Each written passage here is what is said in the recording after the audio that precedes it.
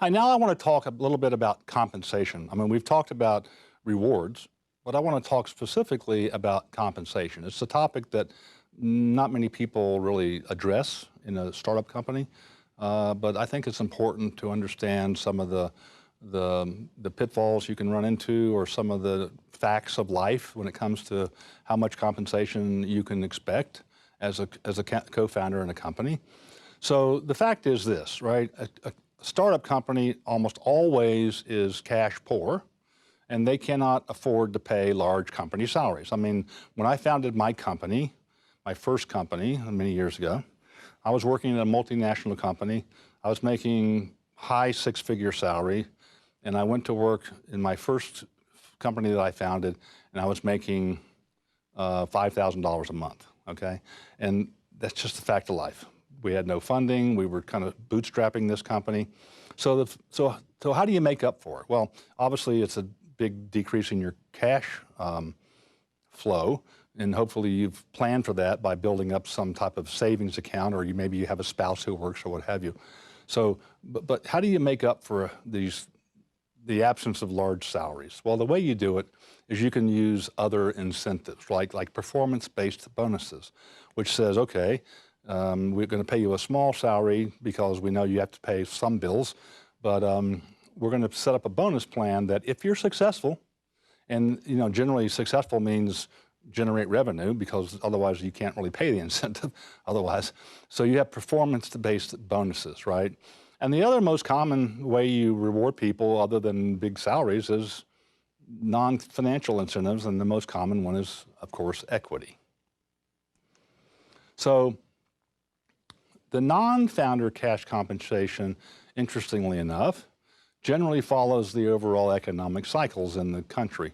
If your economy is booming, you're probably going to get paid a better market rate. If your economy is depressed, you probably won't. But in the case of the differences, okay, that let's say C-level employees that are higher than a VP level, then if they have a position, right, like a high-level position, then that may have an impact, right? And also the stage of the company. The more mature the stage, coupled with the number of employees, probably the higher the salary. And the reason for that is this. If the company's been around for a while and they're a later stage company, hopefully, but by that time they've got funding, significant funding, and they've also got a revenue stream that they can use to pay those salaries with. And interesting, our data is collected from two groups of companies, early stage life sciences companies and early stage technology companies. Generally speaking, right, life sciences companies pay more than technology companies do. But also I think an interesting aspect of this discussion of cash compensation is that geography has very little impact, which I find somewhat interesting because, if you live in, let's say a small town in the East Coast, right, and you start a company, I mean, the cost of living there probably is a lot less than, let's say, if you lived in New York City or in Silicon Valley. And oftentimes companies, at least in the corporate world, if they transfer employees out of these kind of less costly metropolitan areas into more costly ones, they'll give you a cost of living adjustment to help make up that difference. But in the case of startup companies, makes very little impact. And so continuing this non-founder cash compensation discussion, what you want to do is you want to tie the individual performance and to achievement and have certain benchmarks, right, that the person has to achieve to get the bonus to be paid, what we call high versus low sensitivity bonuses, right? High sensitivity means tied to performance and benchmarks, and low sensitivity means, every year you get a 3% bonus based upon, I don't know, what revenue the company generated or something like that. Nothing to do with individual performance. But interesting, those bonuses actually average 28% of the total compensation, but there are very significant differences by position. The biggest one is the VP of sales, and why do you suppose that is? Well, I think the reason is that normally the VP of sales already, number one, is already getting commissions. Number two, they generally don't get a big equity slug. I mean, And in fact, oftentimes, in my experience, when I was hiring a VP of sales at the appropriate time, of course, the VP of sales had no interest in equity whatsoever. They wanted salary, they wanted commission, they wanted bonus plans. So that's a significant difference by position. And then, of course, the CEO, for some reason, their bonuses are always inflated above the peer group or let's say the management team. All other execs, though, are below the 30%. So you can see that these two positions have the biggest divergence. So unfortunately, and this is a problem I think we see many places, is that there's a gender gap, right? Female versus male compensation. In large organizations, the data shows that women are paid 20 to 25% lower compensation for doing kind of the same job, despite the fact that most of these big companies have these standardized human resource practices that are kind of supposed to minimize this problem.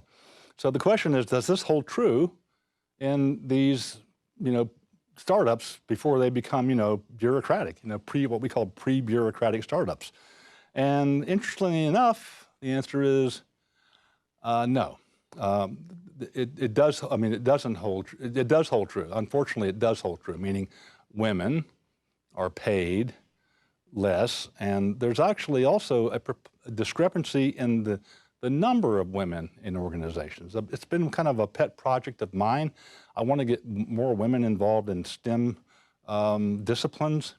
So if you look at the data there, in the C-level or VP level, 10%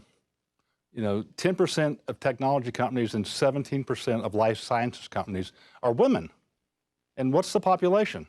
Women are half of our population. I think a little over 50%, like 51%. And in the CEO, at the CEO level, only 3% of tech CEOs are women. And 7.9%, a little bit better, in the life sciences field.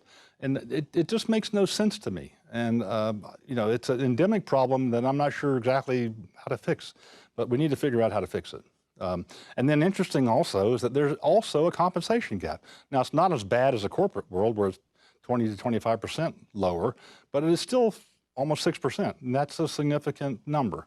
So that's a problem, and I think it needs to be addressed in kind of a bigger arena.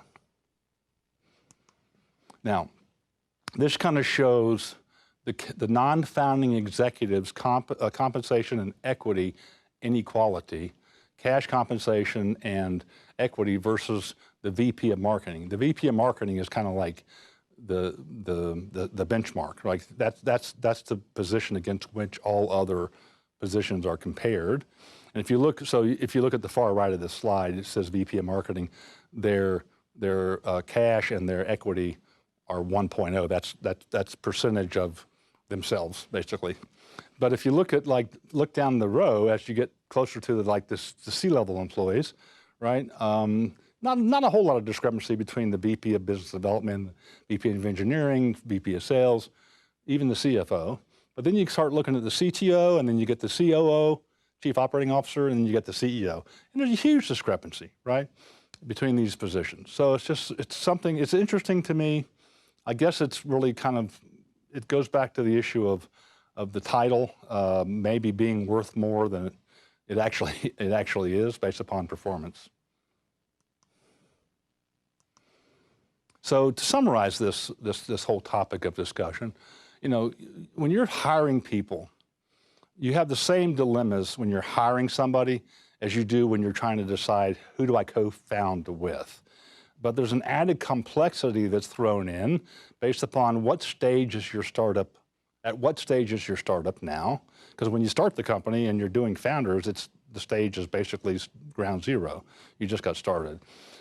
But as the company progresses, you may wait a year or two before you really hire anybody, significant positions. And so the startup stage really makes a big difference, and it adds complexity. And then the level of formality of the organization, and then what resources you have available. That's probably the overriding issue when it comes to paying compensation, is what resources do you have available. So if you're a founder and you have to kind of diagnose and figure out what problems will exist that from hiring the wrong person, and then rethink, how to get yourself out of this position, or maybe the better thing is don't get yourself out of it, don't get yourself into it by making sure that you structure the compensation package commensurate with the skills and competencies of the people that you're hiring.